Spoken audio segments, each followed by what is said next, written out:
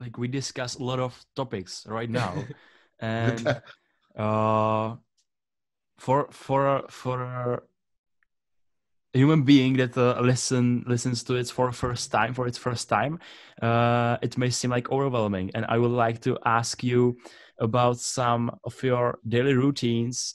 What are you practicing actually? What are you interested in right now? Because it seems almost impossible to be interested in so many topics, being a philosopher, being a cognitive scientist, and doing so much like integrational practices, like you are doing the online like video lessons and Yeah. these things.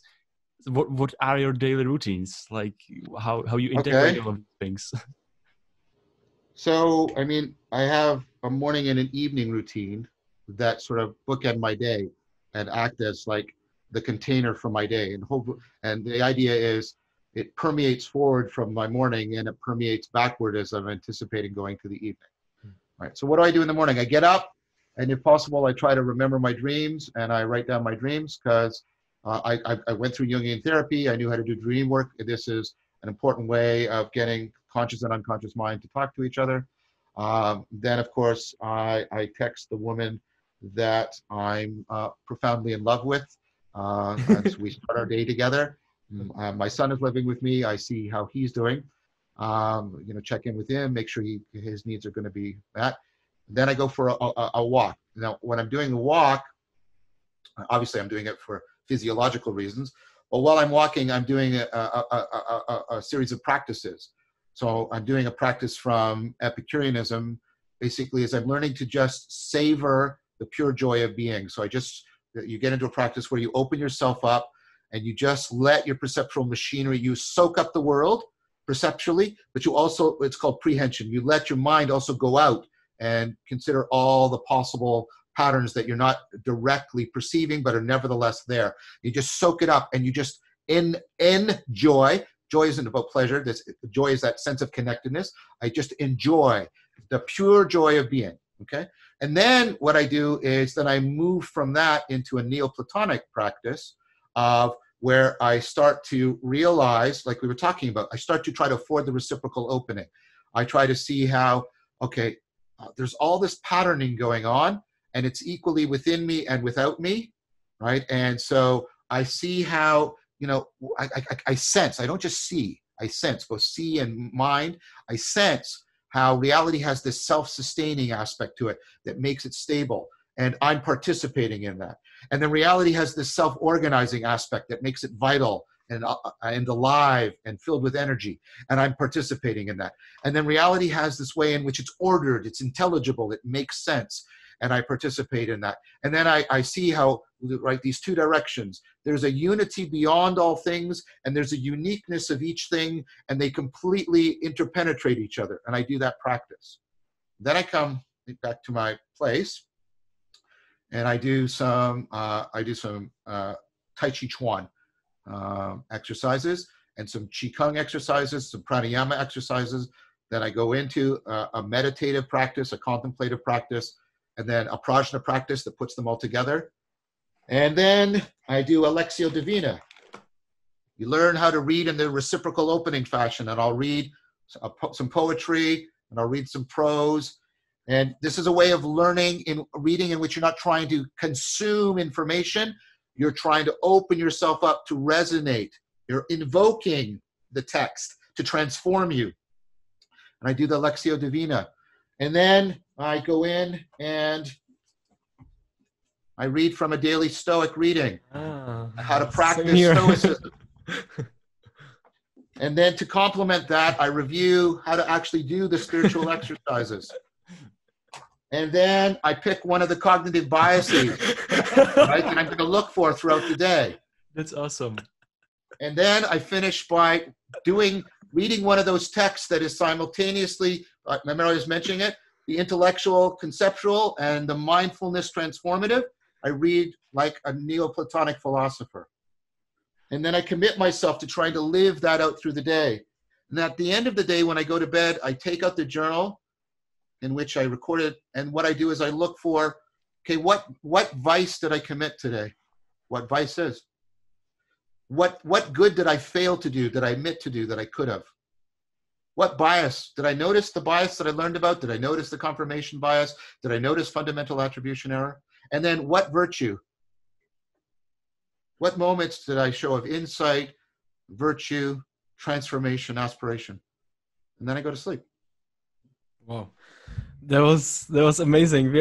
One of our things to do to put out in the world is only the things that we would also like to consume ourselves. We are basically doing this for ourselves. So this is amazing, because now I'm like, I wanted to write all these things down. I'm like, oh my God, we are actually recording it. This is this is for me, for the future me. So thank you for this. That was amazing. Amazing. Something came up to my mind actually. I was walking and doing a similar thing as I was walking through the forest. I was, Yes, I yes, was at all in with the nature, and I was noticing the unnoticeable. Basically, yeah. I Excellent, cannot see excellent. all the Yeah, patterns, and yeah, then it transforms into. I cannot intellectually comprehend all these things, and it transforms into feeling, into yes, state of yes, yeah, mind, a state yeah, of being. And then I yes, go and I see my house. It's this big block uh, which was made during communism in our yeah. country, and I'm like, oh, this is considered like an ugly structure. But I was in this mode, and I was like, why would it be ugly? Do I have Ah, to? Why do I have to be like, that's ugly? Why do I have to kind of destroy the state of mind? And I was like at awe with this building. This building is yes. huge. I'm living in it. People made it, and I Yeah, connected the nature of it with the history of it, and with yeah, all the yeah, connections people made, and possibility of us as humans creating these kind of things. And yeah, you can do this with everything. And it was such a yes, beautiful moment, because I kept the feeling, and it was so powerful feeling that, like, wow, like what is actually happening. And you can do this like this fascination with every little thing around you in this room.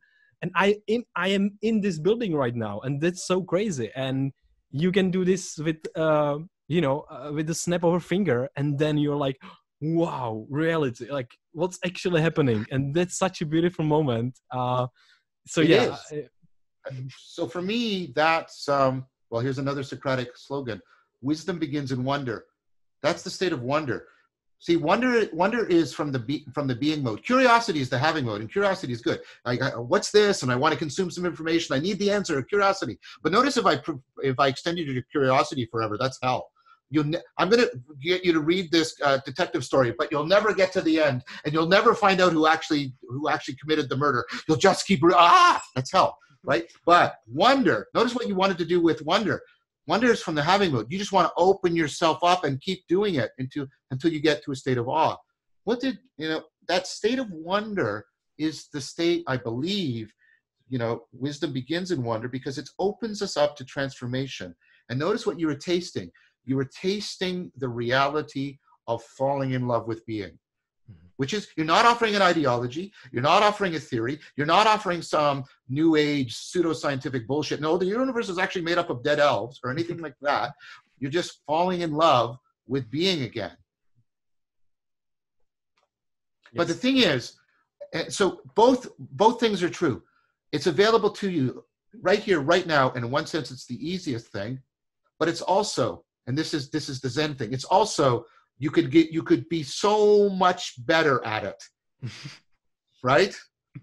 So much more comprehensively. So when I started studying Zen, mountains were mountains and rivers were rivers. When I was studying Zen, mountains weren't mountains and rivers weren't rivers. And then when I was done studying Zen, mountains were mountains and rivers were rivers. But That's beautiful.